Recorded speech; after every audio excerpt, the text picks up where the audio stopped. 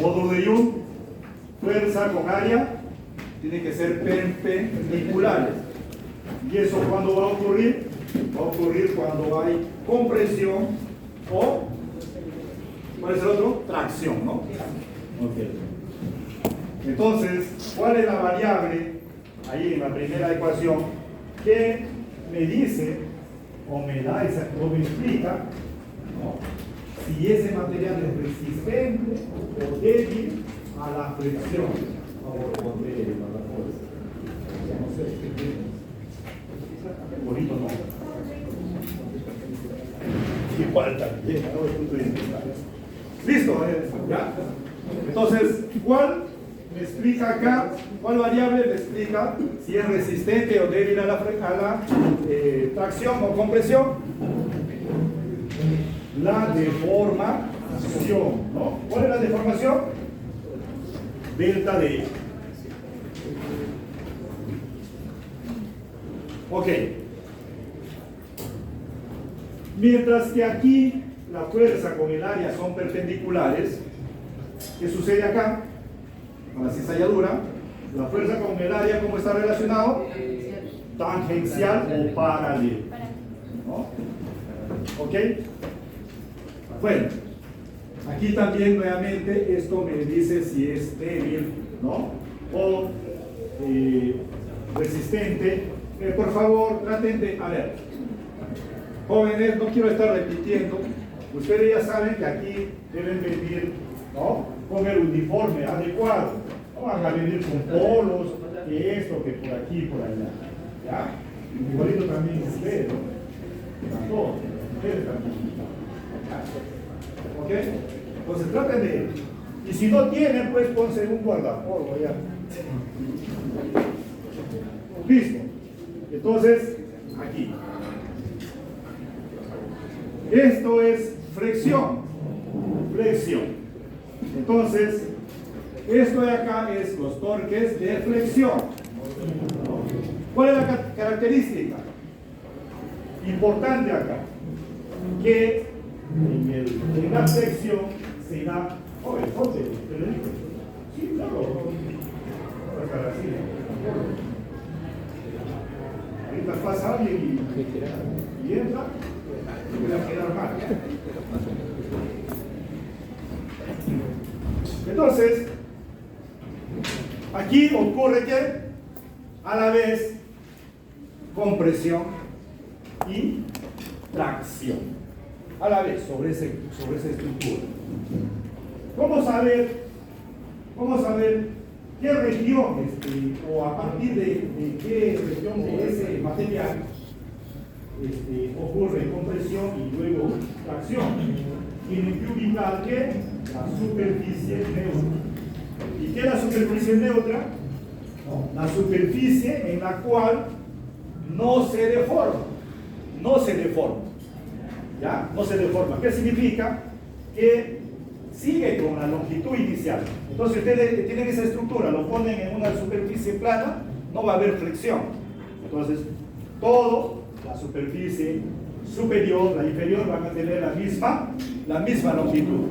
Pero cuando ya hace flexión, entonces, ¿qué sucede? La superficie, la longitud de la superficie superior va a ser menor. Y la longitud de la superficie inferior va a ser mayor en longitud. Ojo, entonces vas de mayor a menor. Entonces debe haber un lugar, una región donde sigue siendo la misma longitud inicial. Y eso es la superficie neutra. ¿Ya? Entonces, dicho en otras palabras, encima de la superficie neutra, ¿ya?, ¿qué pasa? Compresión. Y debajo de la superficie neutra, tracción. Ok, entonces, ¿cuál variable aquí me dice, ¿no?, que es débil o resistente a la flexión? ¿No? El radio de curvatura. Radio de curvatura. Mientras que en torsión, esto va a ser el que me dice si es débil o resistente a la torsión. Pero acá, si este delta de, perdón, si este R, el radio de curvatura, es mayor, si R es mayor, es débil o resistente a la presión. ¿Qué dice? Si R es mayor. Si es mayor, entonces resistente. ¿Ya? Resistente. Mientras que acá, si el ángulo de deformación es mayor, será débil a la torsión. Bueno, ahí tiene relacionado todas ellas, ¿no? ¿Ok? Bueno, en este torque de torsión, ¿qué sucede? La fuerza está siendo aplicada paralela o perpendicular. ¿Qué dicen? Paralela. ¿Por qué? Porque ahí está el módulo de cizalladura. Entonces, acuérdense, aquí perpendicular, estos dos perpendiculares, y acá tangenciales o paralelos, ¿no? Okay. Bueno, entonces yo decía que si sabía utilizar esa tabla, ¿no?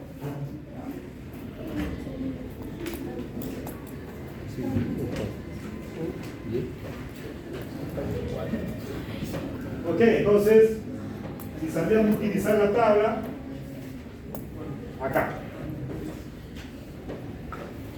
¿Qué significa la resistencia a la tracción? ¿Qué significa la resistencia a la tracción? La resistencia a la tracción, ¿ya?, es el valor del esfuerzo máximo. ¿Para qué? Para fracturar ese hueso.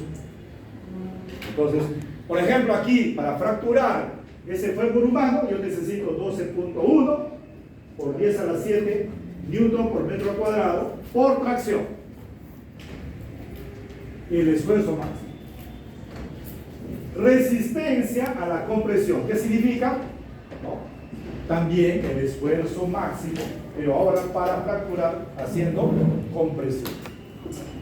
Entonces, ¿cuál es más fácil, o mejor dicho, dónde utilizo menor fuerza para fracturar ese fémur?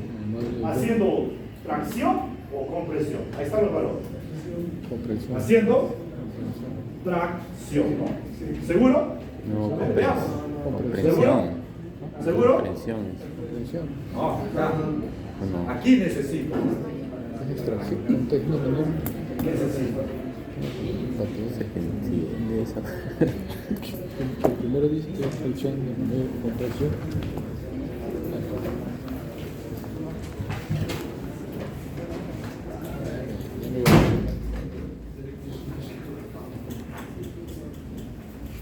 Ok, ahí están los valores, ¿ya? Entonces ya saben, módulo de Young, ¿no? Módulo de Young, como es en la región elástica, esto me va a decir si es débil o resistente, ¿no?, a la tracción o compresión. A ver, vamos entonces. ¿Algo más?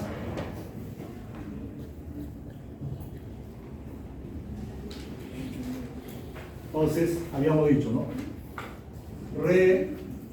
Resistencia a la tracción. ¿Qué significa esto? Significa esfuerzo máximo para fracturar, ¿no?, o para romperse, como usa. Listo. El esfuerzo, ¿cómo se calcula el esfuerzo? Fuerza sobre área. ¿Ah? Fuerza sobre área. Pero no es cualquier fuerza, sino fuerza máxima. Fuerza máxima. ¿Ok? De tal manera que se puede calcular la fuerza máxima con la que se va a romper, ¿sí o no? O se va a fracturar. Así lo voy a poner abreviado. ¿A qué va a ser igual? Al valor que conozco, que es la resistencia a la tracción, en este caso, multiplicado por el área. Sí, lo único que ha sido es, ¿no? Lo que está dividiendo pasa a multiplicar, pero ojo, esa área es del hueso compacto, o sea, de esta región. Ese es el hueso compacto.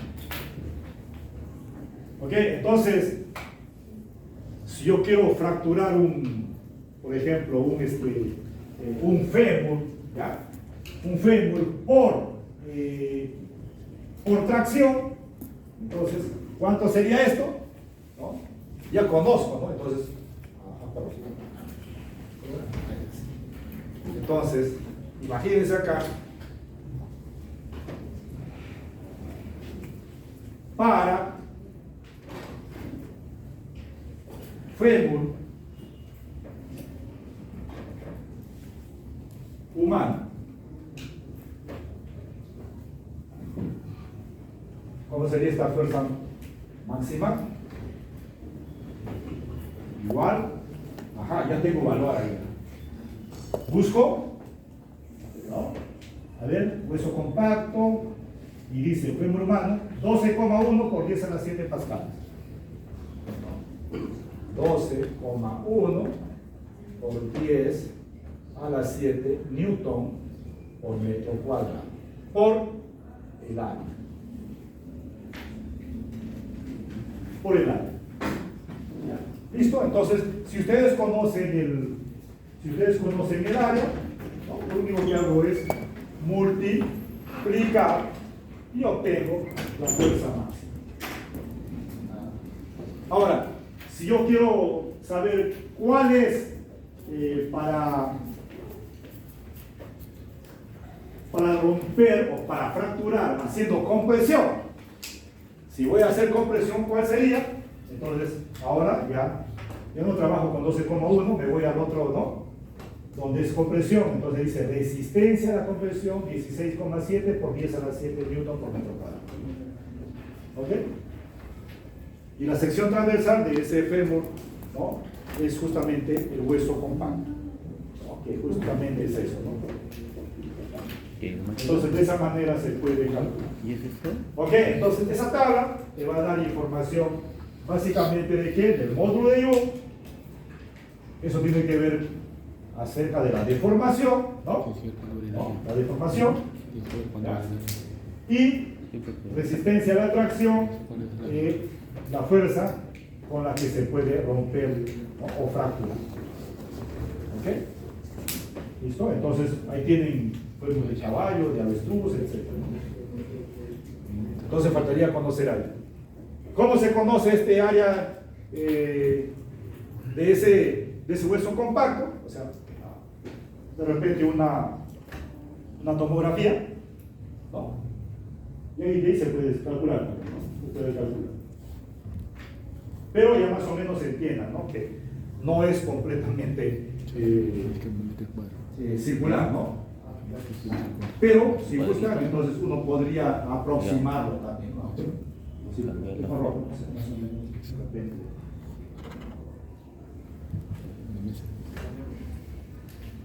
¿Sí? Entonces tengo aquí un R1, aquí un R. Entonces, ¿cómo sería el área? Si fuera algo circular, entonces sería pi por radio al cuadrado, o sea, radio mayor. ¿Sí? Radio mayor 2 al cuadrado menos al cuadrado. O sea, el área, ¿no? Menos esta área pequeñita, que va a salir el área de ¿qué? De la corona, ¿no? El área de la corona. Si por un caso les podrían decir, considerar que el hueso del fémur es completamente circular. Pero si yo quisiera verlo eso en, o sea, nada de datos, eso, sino yo mismo veo en una tomografía, voy a ver una sección transversal. Y agarro ahí, ya tú sabes que ahí tienen muchas herramientas. Agarro aquí acá, selecciono y me dice cuál es el radio, o inclusive me puede dar cuál es el área. ¿Sí? O sea, no hay problemas, ¿no? Pero eso ya más a de repente cuando uno va a... Pero también hay algunos aplicaciones que se ven, ¿no? Pero mejor no lo dejamos ahí, pero sí se puede. ¿Ya? Así como cuando le decía el ángulo de inserción, ¿no? Hacemos rayos X y observas ahí, ¿no? Ok, listo, entonces concluimos ahí. Ahora sí vamos a la siguiente clase. Vamos a ver mecánica de fluidos. ¿Ya? Fluidos. Acuérdense que hemos visto que mecánica de sólidos, visto desde dos puntos de vista. Uno, asumiendo que era un cuerpo rígido. ¿Y qué me explica entonces? ¿O qué puedo explicar cuando yo asumo que ese sistema musculoesquelético es un cuerpo rígido? ¿Qué puede explicar eso? O sea, dicho en otras palabras, ¿por qué lo analicé desde el punto de vista de un cuerpo rígido? ¿Qué obtuve al analizar? ¿O qué variables yo podría obtener? Obviamente, ya les dije, cuerpo rígido. La fuerza muscular y la fuerza de reacción en la articulación. Para eso me sirve. Y eso lo hago asumiendo que es un cuerpo rígido. ¿Ok? ¿Y la elasticidad para qué? Para ver primero las regiones, y el comportamiento de ese material. Entonces yo puedo trabajar en la región elástica, en la región plástica, puedo trabajar ahí, dependiendo de lo que yo quiera. Y también para explicar lo que es una fractura, cosa que no lo podía hacer el cuerpo rígido, ¿no? Bueno, entonces esos son lo que me permite a mí hacer cálculos, ¿no? Tanto en la parte, digamos, de sólido rígido, aplicando, obviamente, las condiciones de equilibrio. Mientras que en elasticidad, ¿no?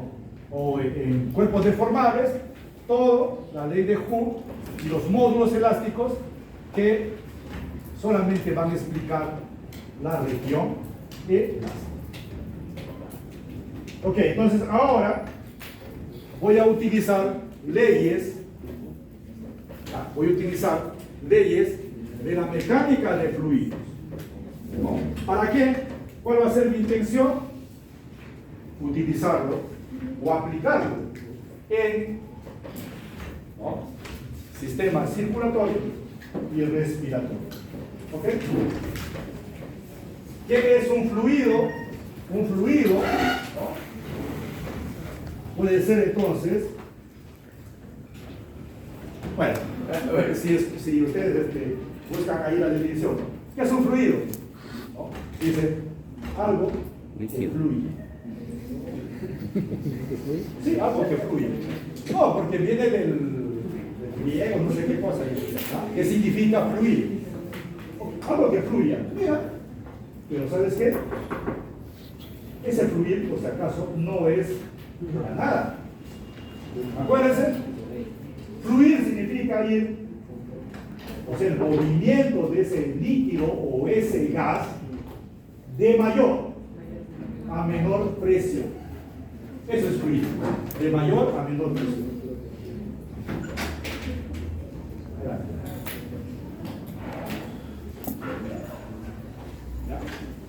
De mayor a menor presión. Acuérdense, entonces, De esa manera fluye la sangre en el cuerpo humano. Entonces, si la sangre va en esa dirección, es porque va de mayor a menor presión. Bueno, ¿qué es la presión? Antes de eso, ¿no? Yo les dije que la fuerza era responsable de todo, ¿no? De lo que ocurre en la naturaleza. Profesor, pero ahí estás poniendo presión. Un ratito, también hay fuerza.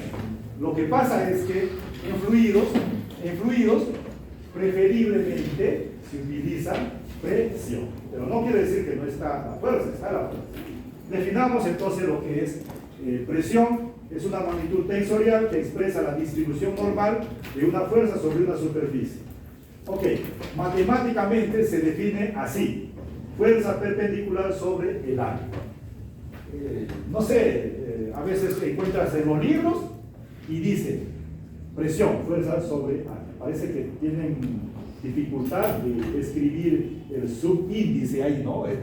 Y ponerle perpendicular, pues, para que quede claro. Pero cuando vean fuerza sobre área, o sea, eso no es presión, tiene que aclararse.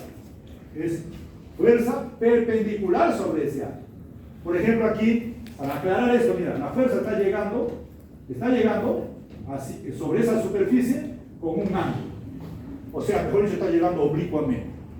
Yo no puedo decir que la presión es esta fuerza sobre el área. No.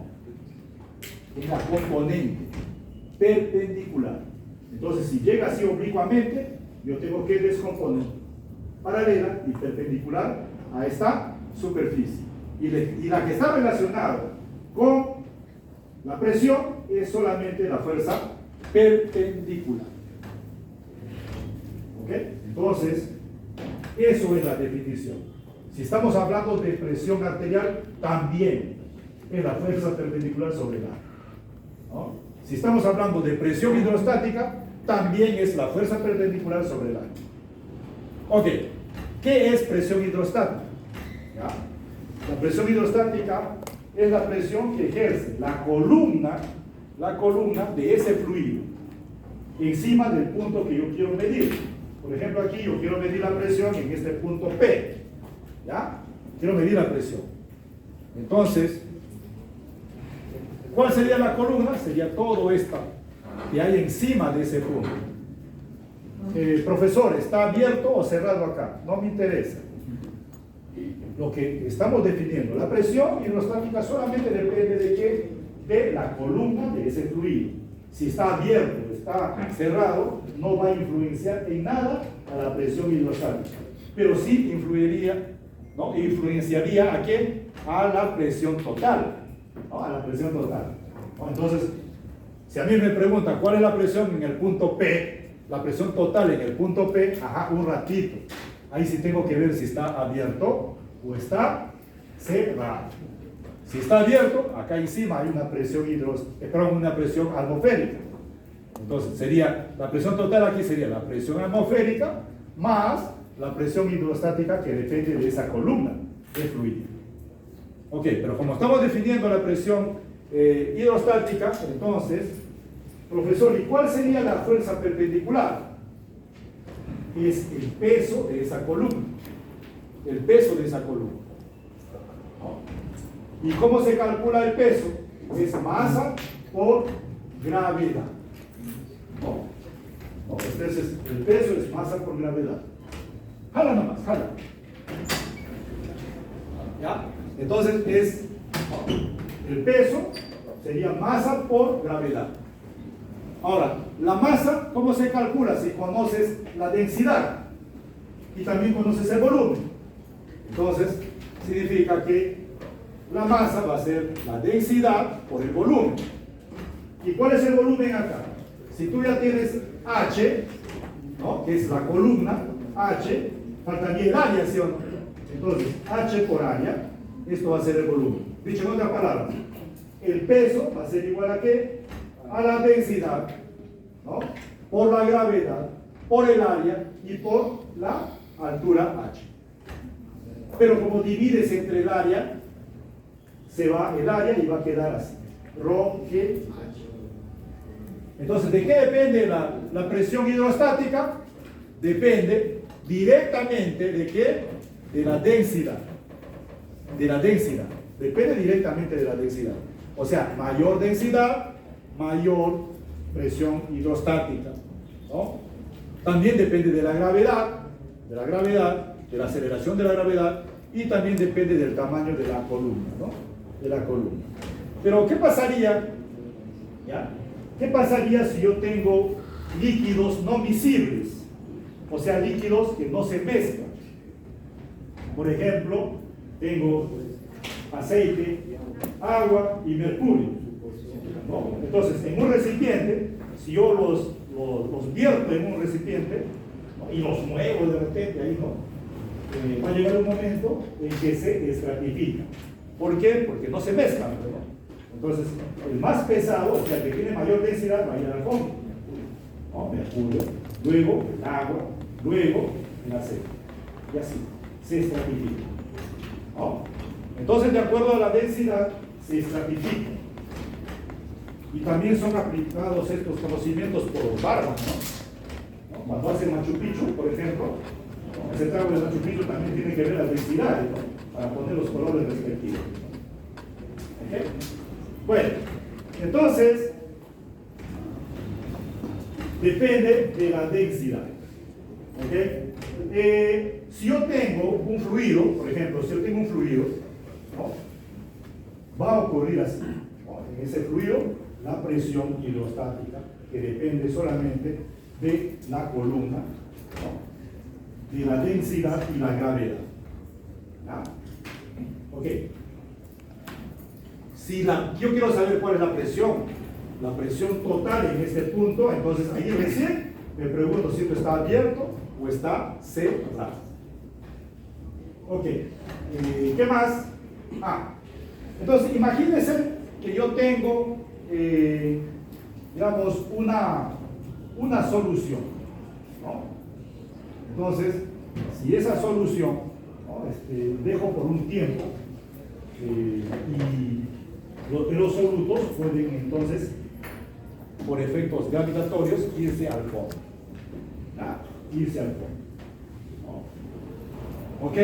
Pero ese proceso también se puede, digamos, por ejemplo, si yo tengo sangre, la sangre pues está es una solución, ¿no? Hay soluto, hay solvente ahí, ¿no?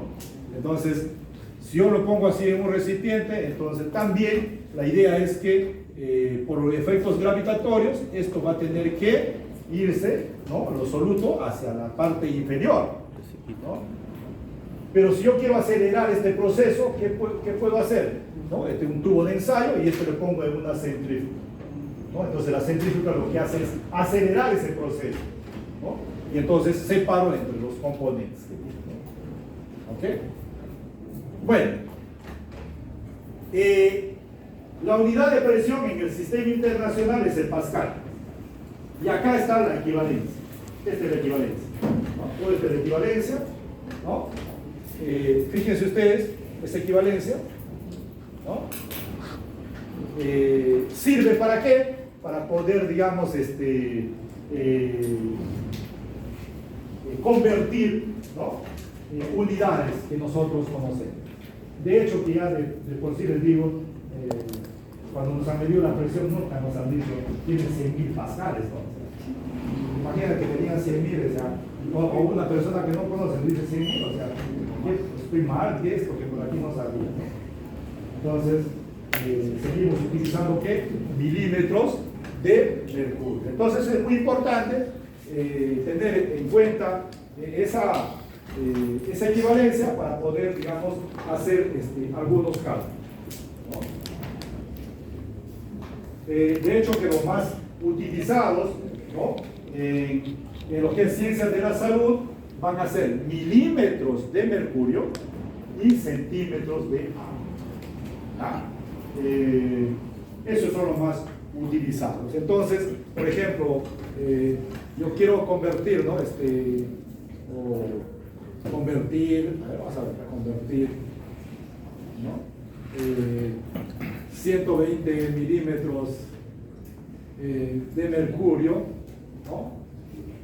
En pascales, bueno, en los puntos, parte A, pascales, parte B, centímetros de agua. ¿Ok? Y lo único que van a conocer, por ejemplo, es justamente la equivalencia. No se preocupe, yo les doy la equivalencia, ¿no? Por ejemplo, les voy a poner a propósito todo eso, ¿no? Ustedes verán qué utilizan, ¿no? Más o menos, para tener una idea. A ver, algo así, ¿no? Una atmósfera igualito, ¿no? 100.000, 300 pascales, 760 milímetros de mercurio, ¿no? 10, 6, no, 10, 3, 3, 67 centímetros. Ahí tienen la información, nada más.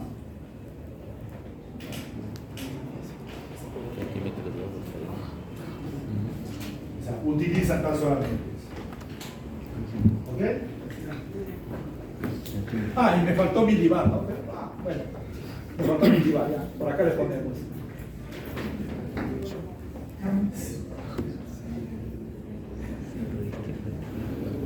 13 milibar. Listo. Por si acaso. Pero les decía lo que más se utiliza, ¿no? Lo que más se utiliza. Ok. Pueden utilizar reglas de 3 simple, ¿no? Pueden utilizar lo que ustedes quieran.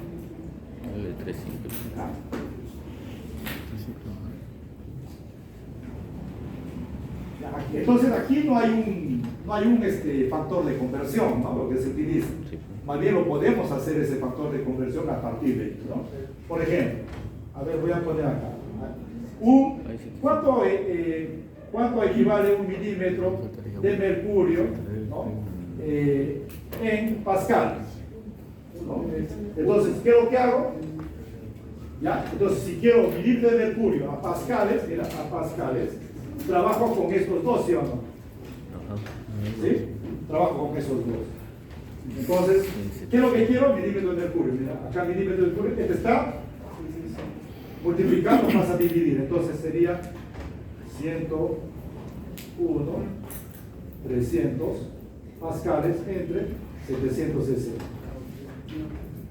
Ya está el factor de conversión, ¿no? ¿Ok? Ahora, si yo quiero, por acá le pongo, si yo quiero un pascal en milímetro de mercurio,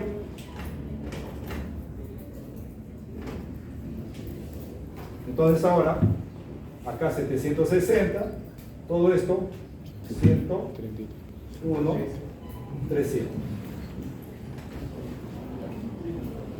Entonces, de esa manera. ¿Ok? Si yo quiero de repente centímetros de agua, entonces acá 1 milímetro de mercurio, ¿no? En centímetros de agua, ¿cuánto sería? Entonces, acá 10, 33, 67 entre 760. Entonces, lo digo. Pero también lo pueden hacer con regla de 3 simples, ¿no? Regla de 3 simples. O sea, ¿qué es lo que dice? 100.300 pascales es a 760 milímetros de mercurio, ¿no? Y ahí ustedes ven que lo que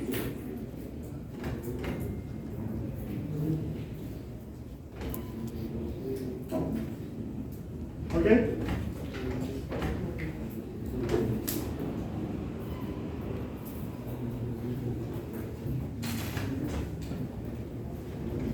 Entonces, para este caso, ¿cómo lo haría? 120 milímetros de mercurio y lo único que hago es reemplazar. Acá está.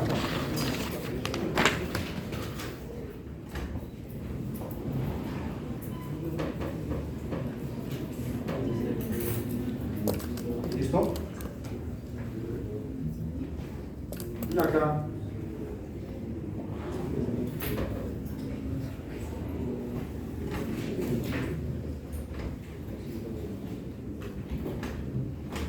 Ahora,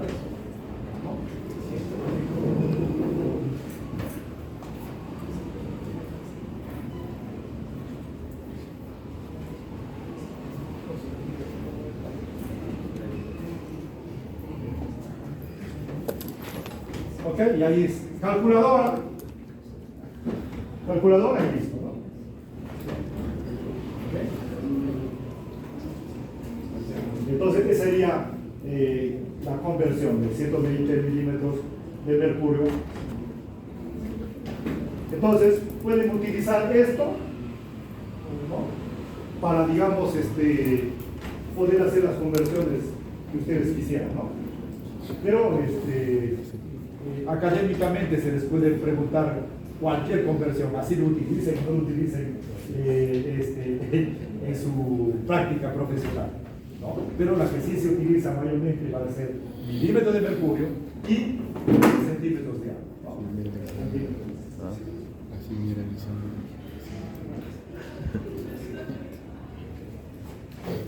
Ok, entonces continuamos. Creo que el color ¿no? No se ve ese color, ¿no? Acá hay esto, ¿no? El violeta.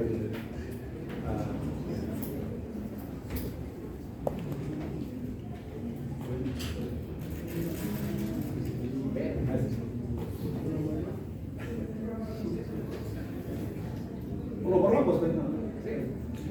Ah, ya está. Así es.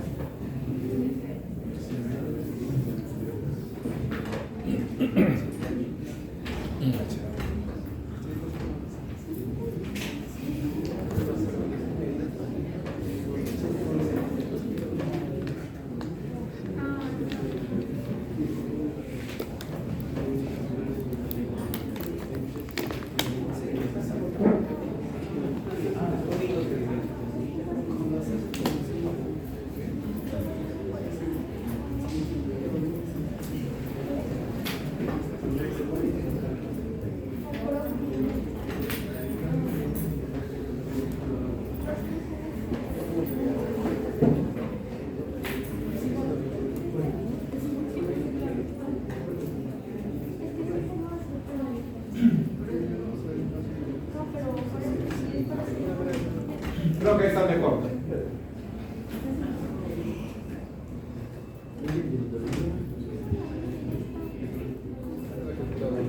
Entonces todo a partir de eso ya se... profesor, ¿cuántos decimales puedo utilizar en esto, que por aquí, por allá? Todo lo que quiera. O sea, cuando estamos en teoría, todo lo que quiera. Cuando estamos en práctica, restríjase. ¿Quién va a restringirlo? El valorazo, ese es lo que se encarga de hacer todo. ¿Listo?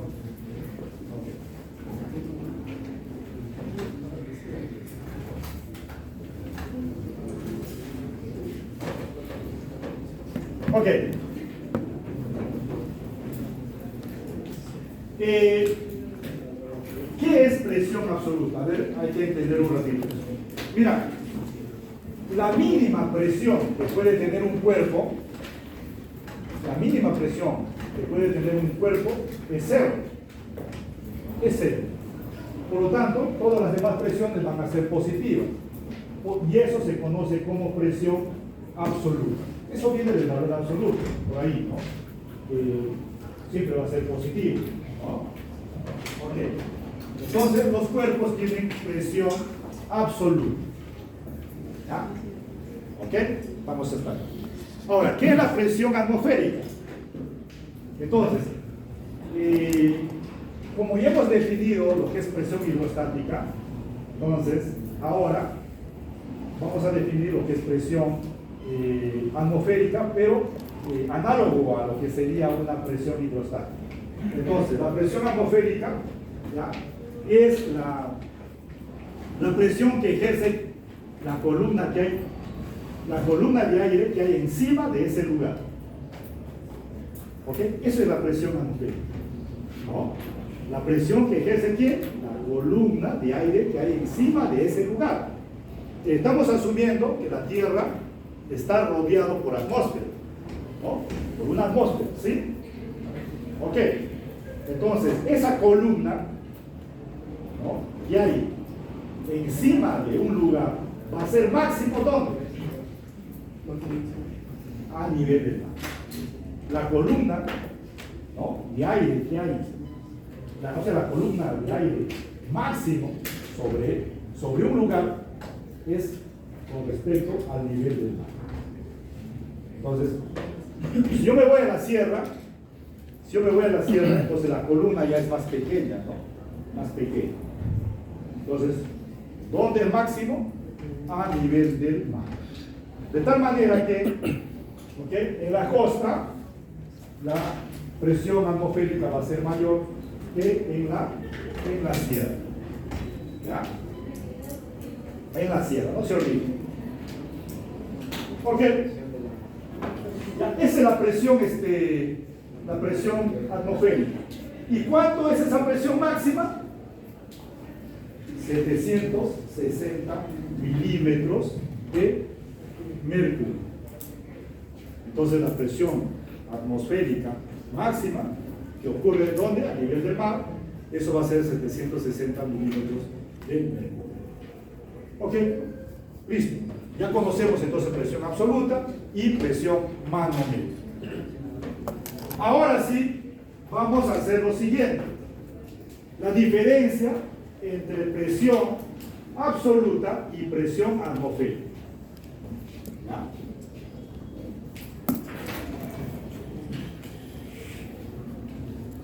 Ok, entonces, la presión absoluta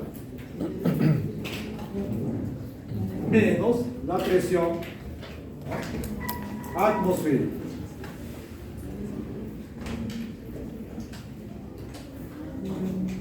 Mira, esa presión atmosférica depende de qué, del lugar, ¿sí o no? Por eso ahí van a encontrar presión, dice, atmosférica local. O sea, presión arterial, la presión atmosférica depende del lugar. Listo. Cuando yo hago esta diferencia, pueden ocurrir dos cosas. Que esto sea positivo o negativo. ¿Ya? Cuando la diferencia de la presión absoluta de ese cuerpo menos la presión atmosférica es positivo, se conoce como presión manómetro.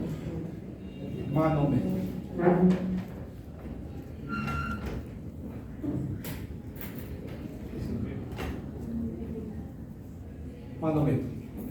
Pero si es negativo, es presión de vacío.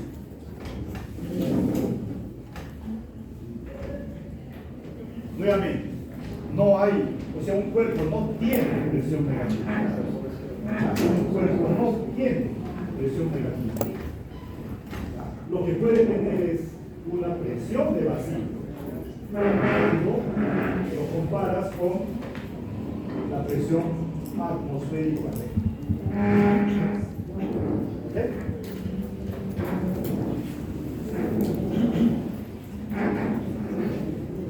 Segunda cosa.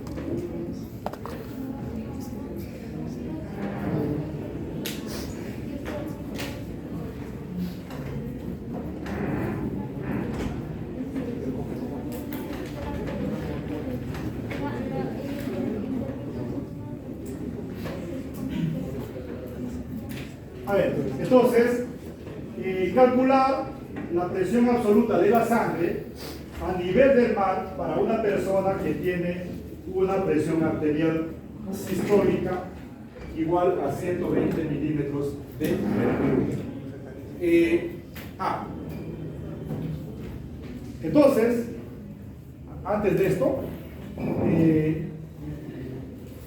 habría ya presión manométrica y presión de vacío, ¿no? Ya saben lo que es presión, o sea, cómo sale la presión manométrica y cómo sale la presión de vacío.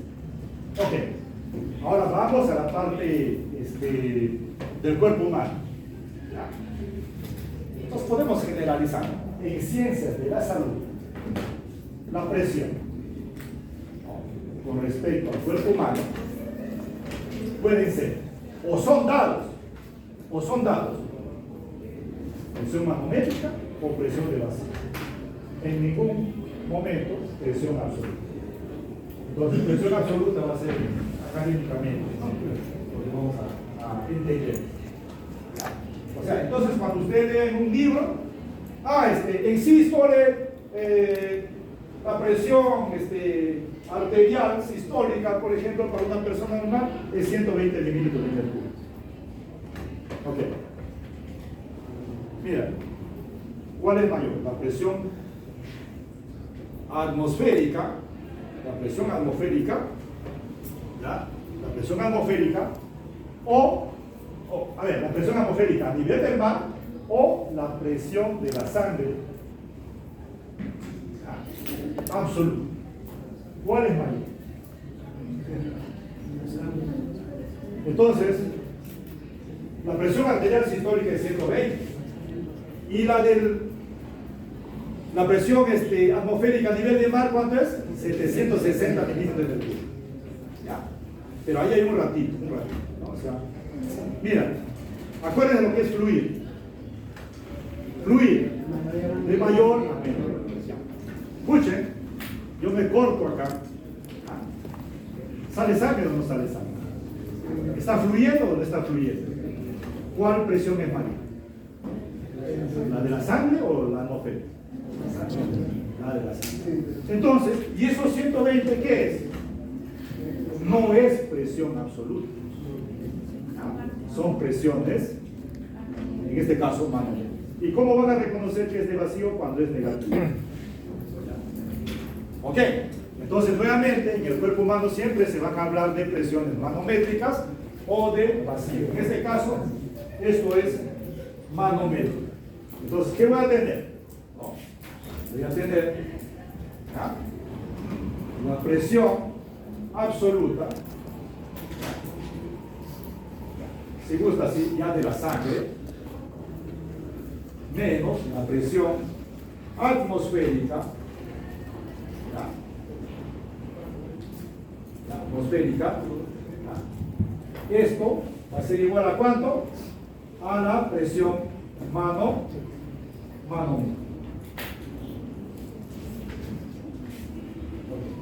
¿Y cuánto es esta? Entonces, si gusta acá, continúo. Esta es ya de la sangre. A nivel del mar, 760 milímetros de mercurio. 120 milímetros de mercurio. ¿Por qué? El cuerpo humano es positivo, entonces manométrico. ¿Listo? Entonces, por lo tanto, la presión absoluta de la sangre va a ser 880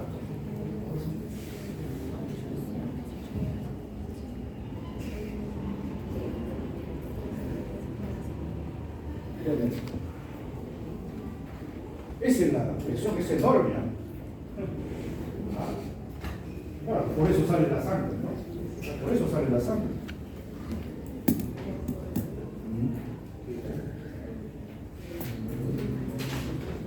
Ok, pero ¿qué pasa? Cuando yo hago respiración,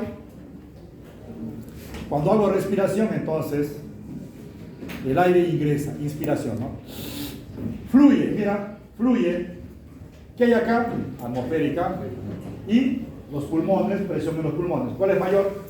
Para que fluya, para que ingrese la atmosférica. Y luego voy a hacer expiración. Fluye. Ahora la presión en los pulmones debe ser más.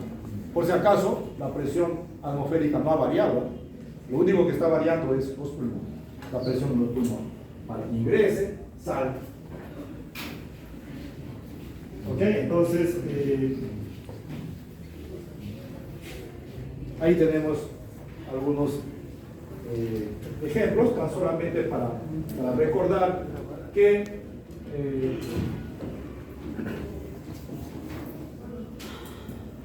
dice, mira, este es el proceso de respiración, ¿no?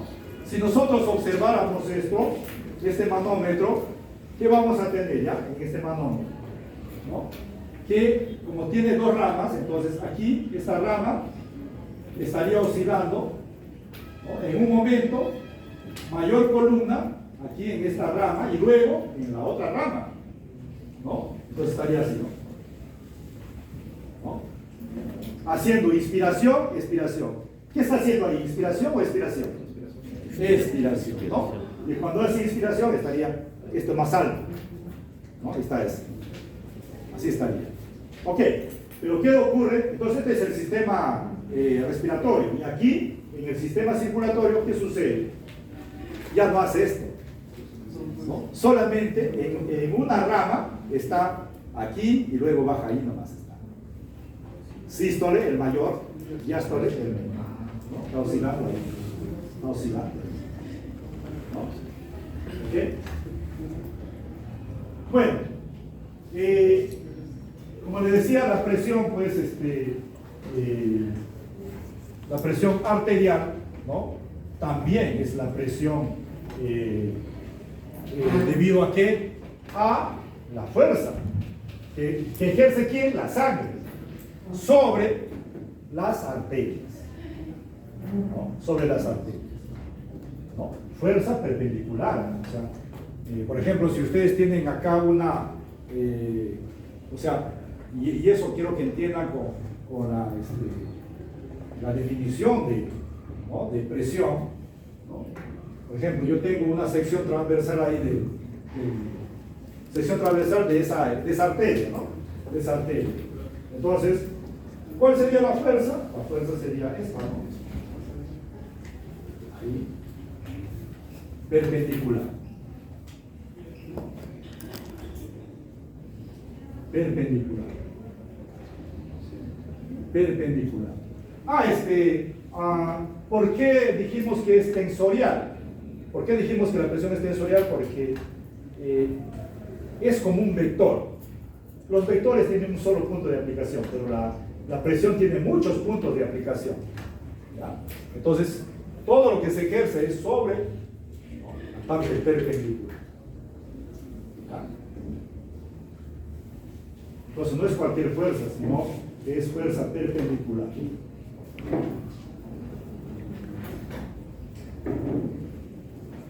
Entonces había dicho que por qué había sido tensorial, acá, ¿no? Mira, ¿por qué tensorial? Porque mira, aquí, en todos estos puntos, ¿no? Aquí a una misma profundidad, todos los puntos tienen la misma presión, ¿no? Por eso se llama tensorial. Cualquier punto acá tiene. Si fuera un vector, solamente el vector tiene un solo punto de aplicación, nada más. Pero aquí tiene mucho. Tiene lo mismo. Ok.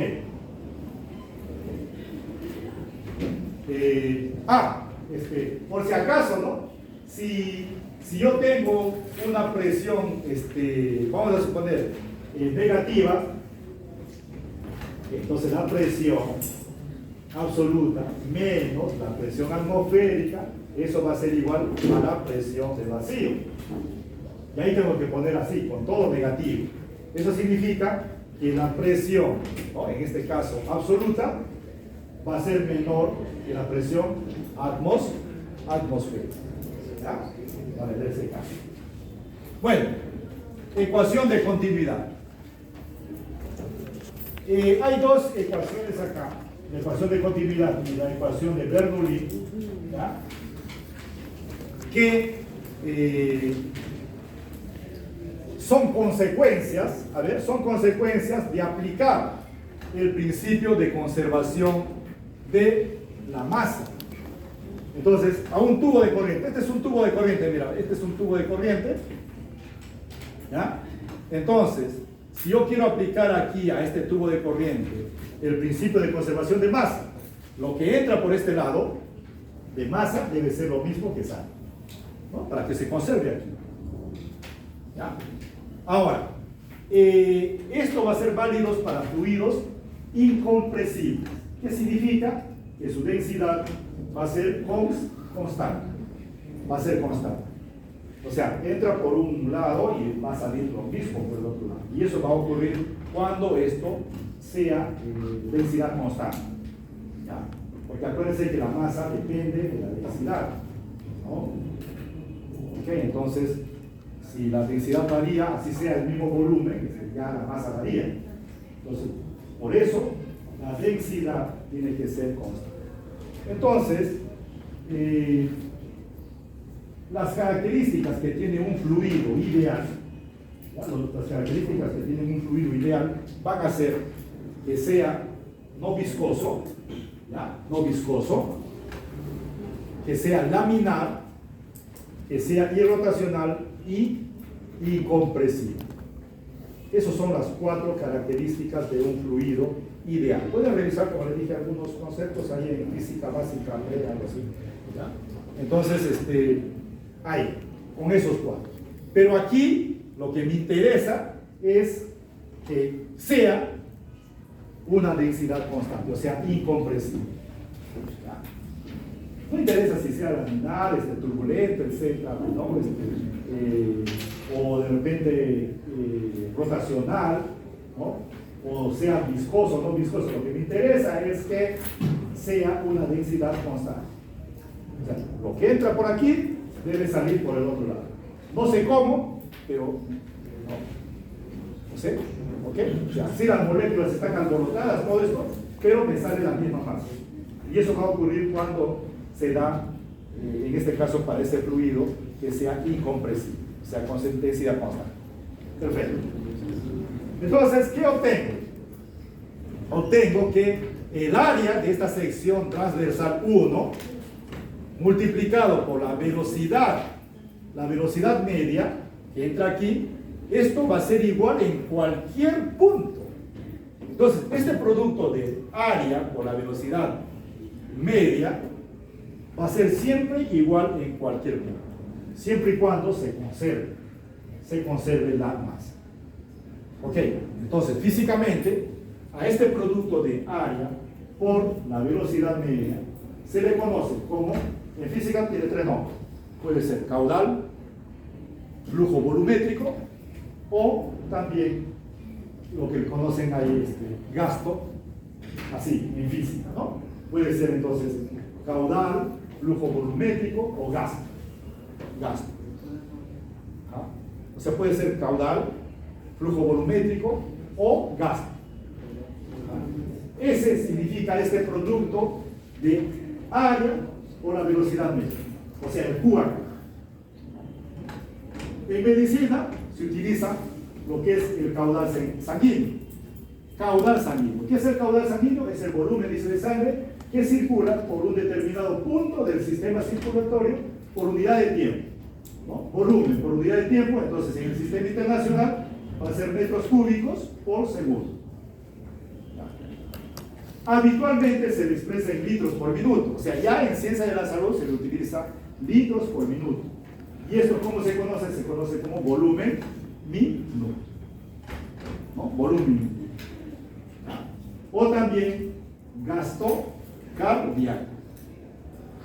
Entonces, ese volumen minuto medio en un adulto sano en reposo va a ser aproximadamente 5, o sea, 5 litros por minuto.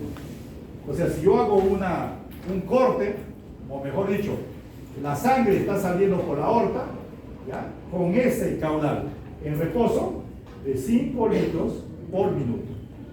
¿Ya? O sea, si yo hago un corte, vamos a poner ahí, hago un corte en esa aorta y junto ahí la sangre, en un minuto voy a tener que recolectar ¿cuánto? 5 litros. ¿Ya? 5 litros.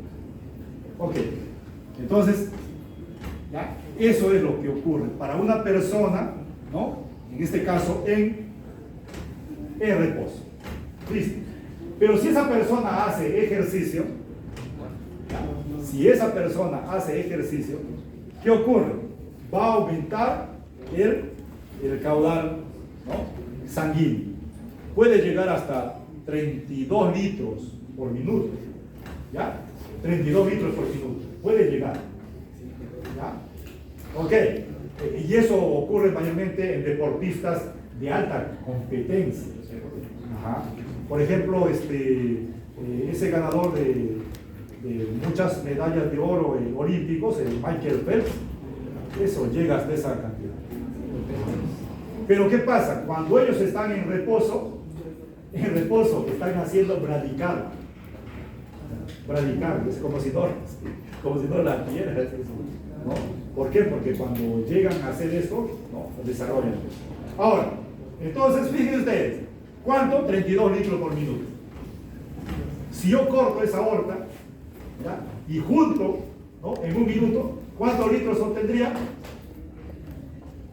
Mira, ¿hasta cuánto llega? 32 litros por minuto. ¿Ya? Entonces, escuchen, si yo corto esa aorta y pongo ahí un recipiente, en un minuto, ¿cuánto recolectaría? ¿Ah? ¿Ya? Ya. O sea, matemáticamente sería 32 litros. Pero no ocurre eso. 5 litros o menos. ¿Ya? A la justa tenemos 5 litros de sangre. Entonces, ya, 5 litros de sangre. Entonces, ¿qué ha pasado? La frecuencia, ¿no? Cardíaca ha aumentado. Y eso está haciendo que esto se vaya con mayor velocidad.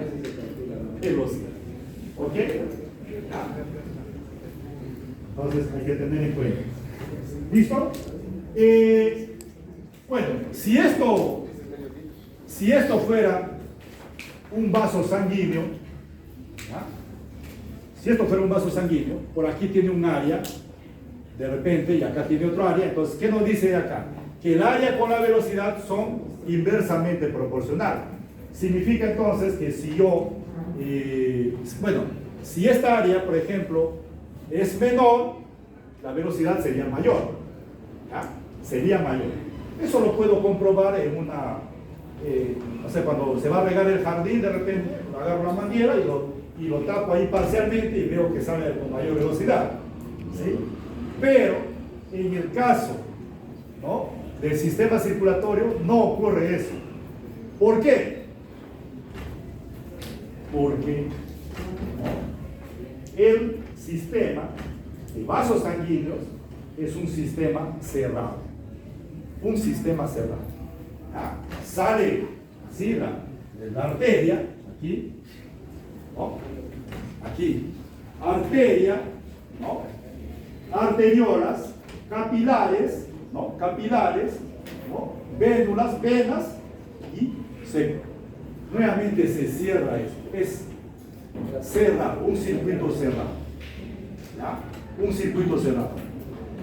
Si por un caso fuera un solo tubo, ahí sí podría aumentar o disminuir inversamente, ¿no? La velocidad de la sangre con el área de esa sección transversal. En ese caso, pero aquí no, porque es un circuito cerrado. Ya de por sí, si el caudal sale por la aorta, por ejemplo acá, se ramifica, ya el caudal disminuye, ¿no? Aquí en esta región.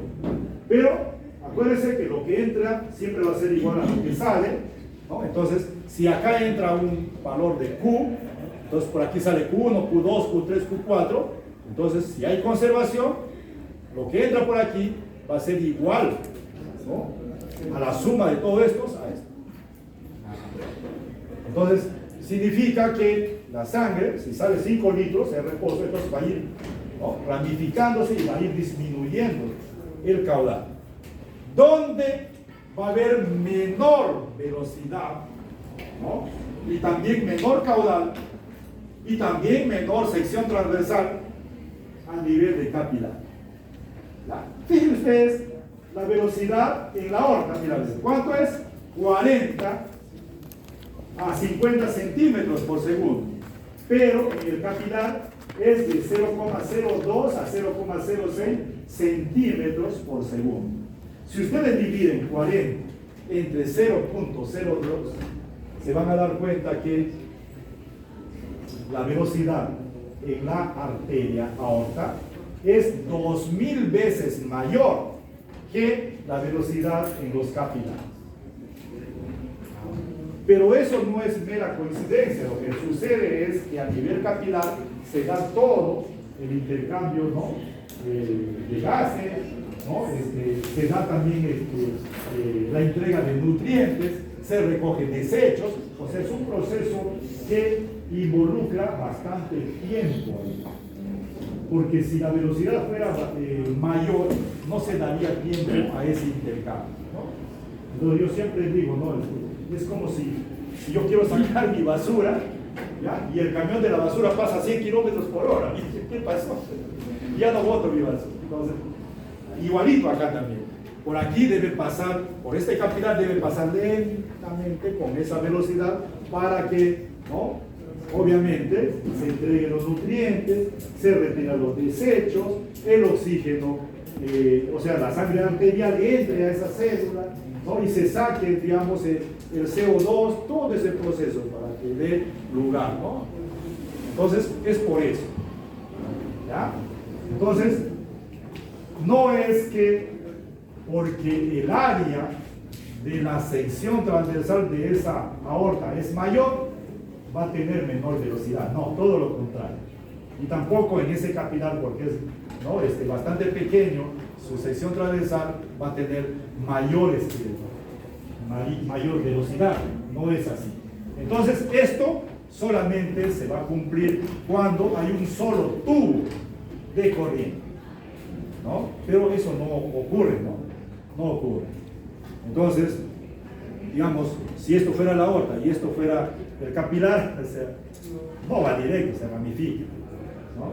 Pero aquí más o menos se hace lo que está entre paréntesis, mira, hay una aproximación. Es como si hacemos un solo tubo. Si hacemos un solo tubo, mira, ¿qué va a pasar? Aquí tiene 4 centímetros y aquí va a tener 5000, ¿no? O sea, eso es el área que presenta, o sea, todos los capilares. O sea, vamos sumando el área de los capilares, entonces da un área de esa dimensión, ¿no? 5000 centímetros. Mientras que el otro, ¿no?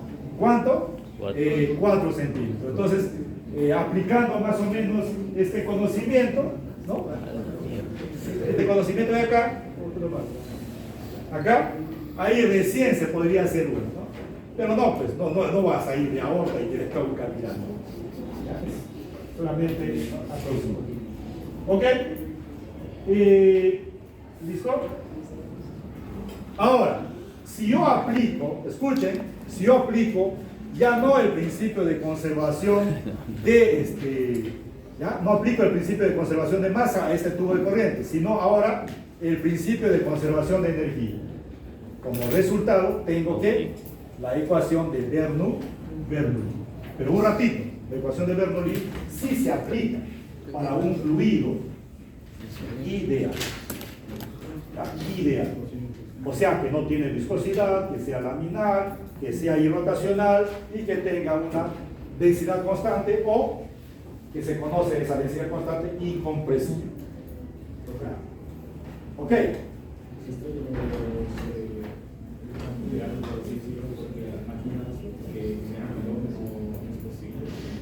¿Cómo?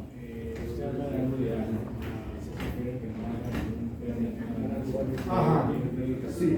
Entonces, justamente vamos a ver ahí una aplicación, ¿no?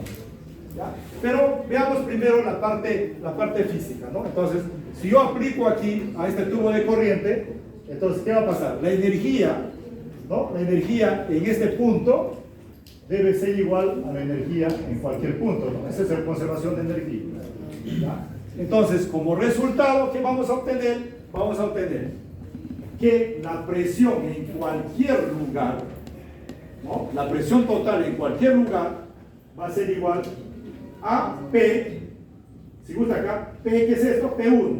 ¿Qué significa? La presión del lugar. O sea, en ese punto. Ok, ¿qué más? Un medio de la densidad por la velocidad media al cuadrado.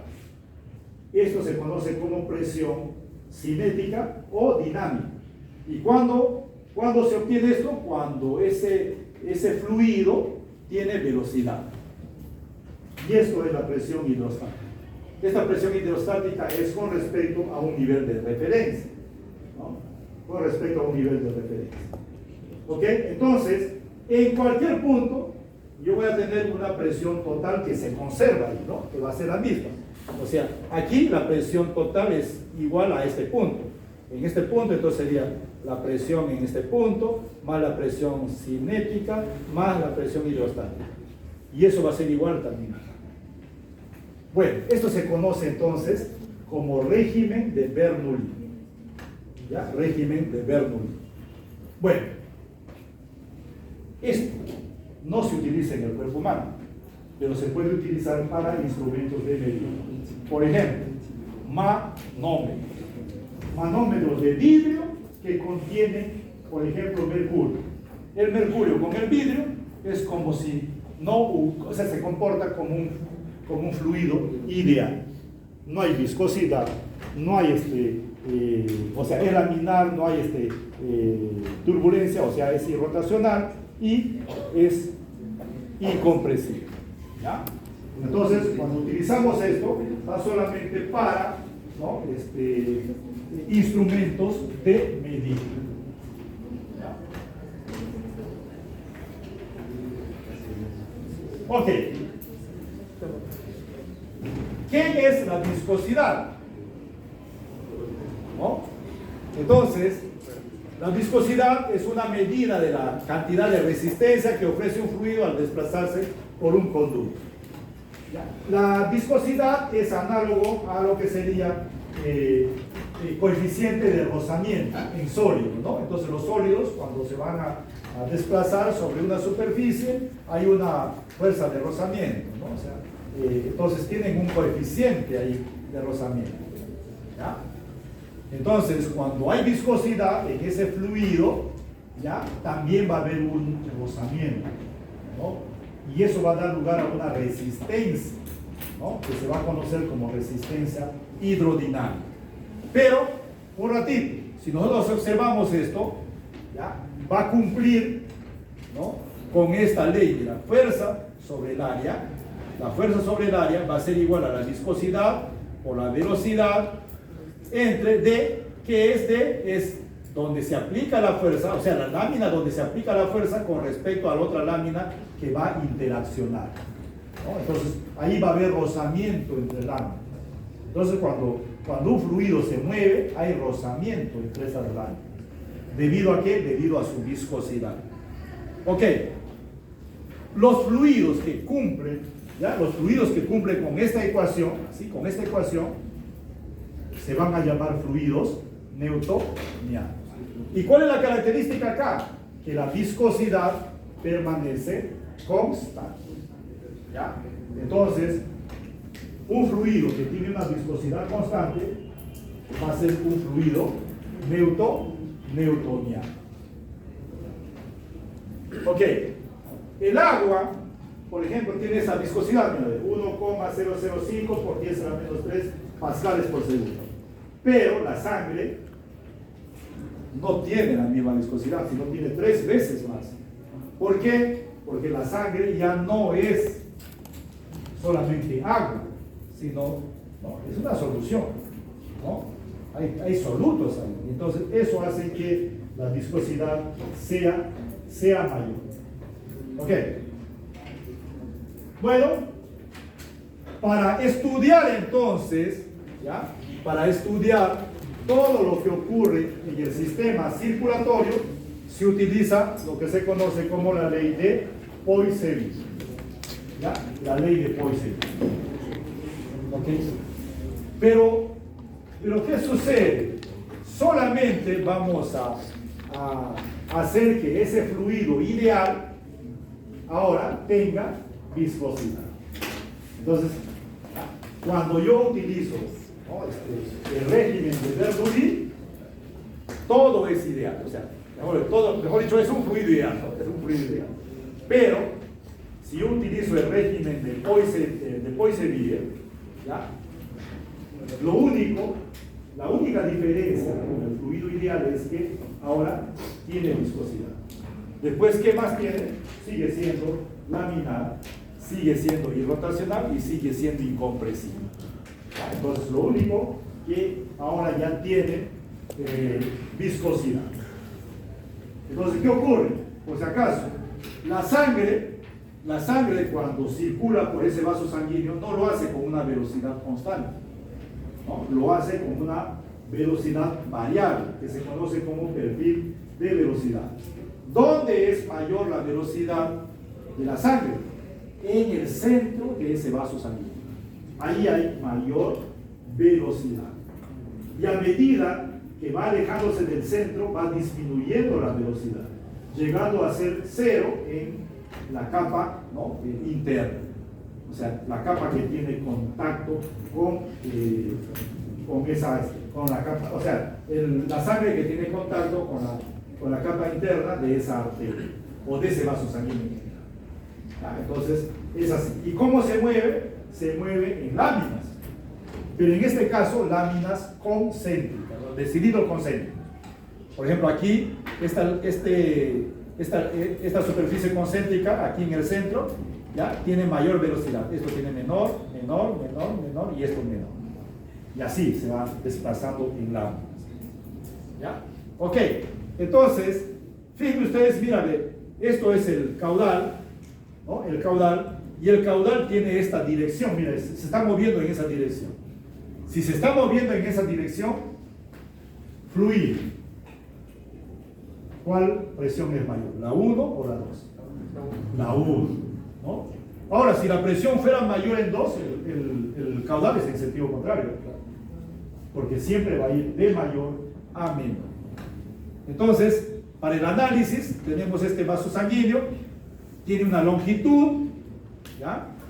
Por ahí pasa un caudal, tiene un radio R y tiene en los extremos una presión 1 y una presión 2. Entonces, la ley de Poiseuille entonces sería delta de P, la presión mayor menos la menor. Este delta de P es la presión mayor menos la menor.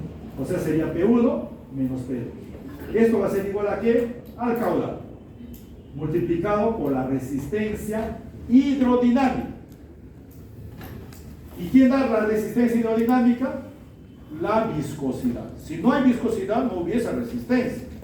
Entonces aquí la resistencia hidrodinámica para ese vaso sanguíneo va a ser igual a 8 veces ¿qué? La viscosidad por la longitud de ese vaso entre pi por r elevado a la cuarta.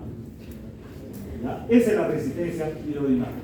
Entonces, cuando yo junto ambos, tengo aquí justamente ya nuevamente la ecuación de Poiseuille con toda la resistencia hidrodinámica y los valores, ¿no? Ahora, ¿qué puedo observar acá en la resistencia hidrodinámica? Mira, la resistencia hidrodinámica depende directamente o está relacionado directamente con la viscosidad. Si la viscosidad, por ejemplo, aumenta, la resistencia hidrodinámica también aumenta. Por ejemplo, ¿no?, si la viscosidad se duplica, la resistencia hidrodinámica también se duplica. ¿Ya? Si la longitud, por ejemplo, se duplica, también aquí la resistencia hidrodinámica se duplica. ¿Ok?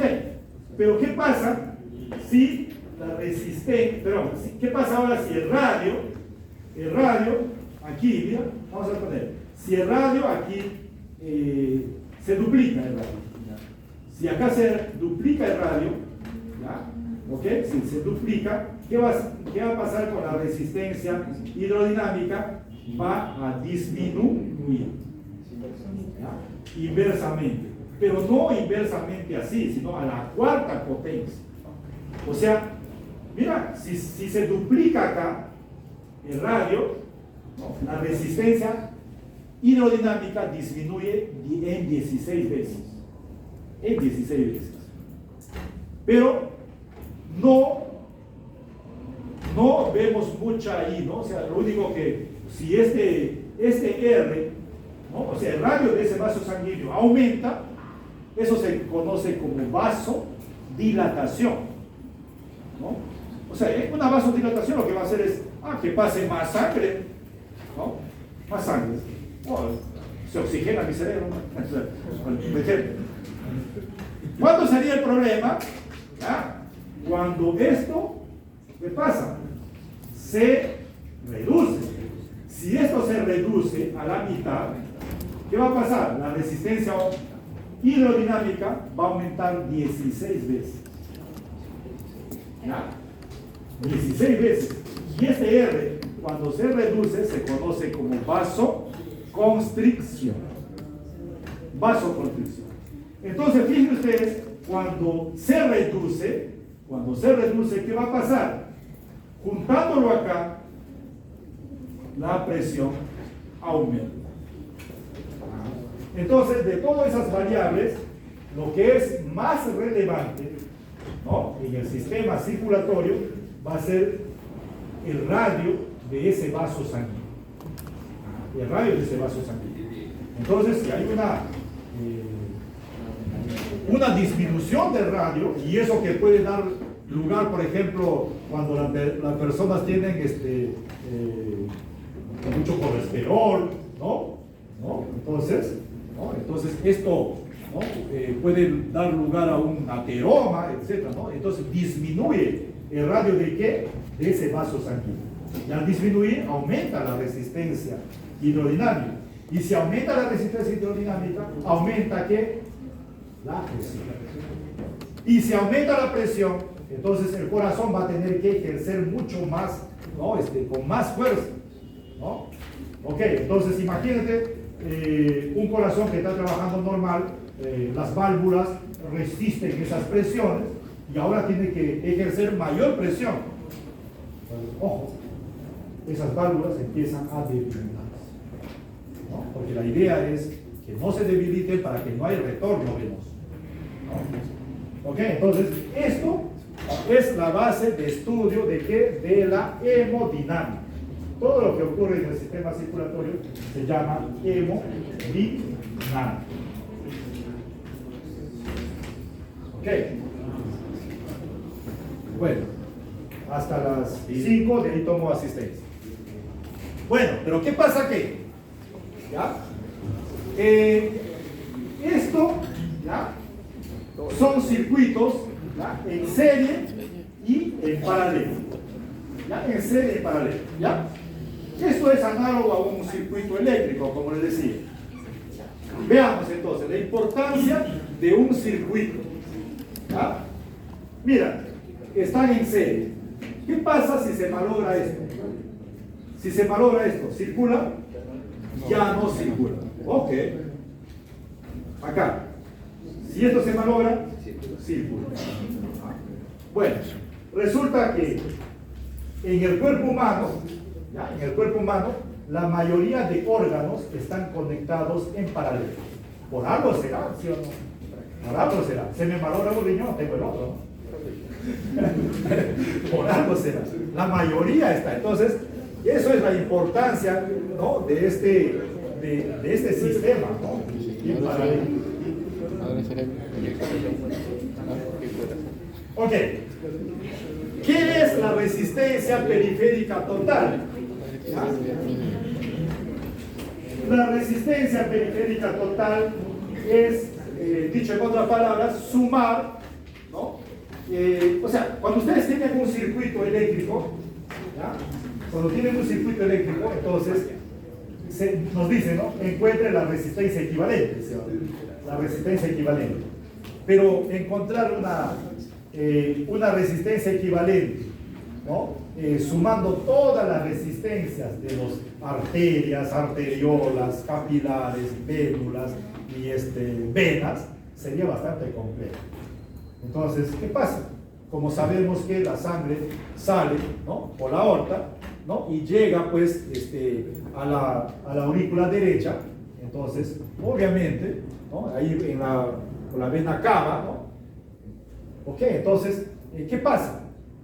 Podemos utilizar, ¿no?, como punto, esos dos puntos, como la resistencia equivalente del nodo.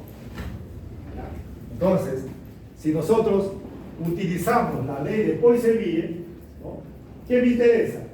¿No? De ambos puntos, ¿no? Entonces aquí tengo la presión en la aorta menos la presión en la vena, ¿no?, en la vena cava. Ahí tengo delta de presión, ¿sí? Delta de presión. El caudal no es más que el volumen minuto y por lo tanto esa, ¿no?, esa fracción, ¿no?, o esa división me va a dar ¿qué? La resistencia hidrodinámica. Acuérdense que delta de P es igual al caudal por la resistencia hidrodinámica. Delta de P entre los extremos, ¿no?, de la aorta y la vena cava, y el caudal, el volumen minuto. ¿Ok?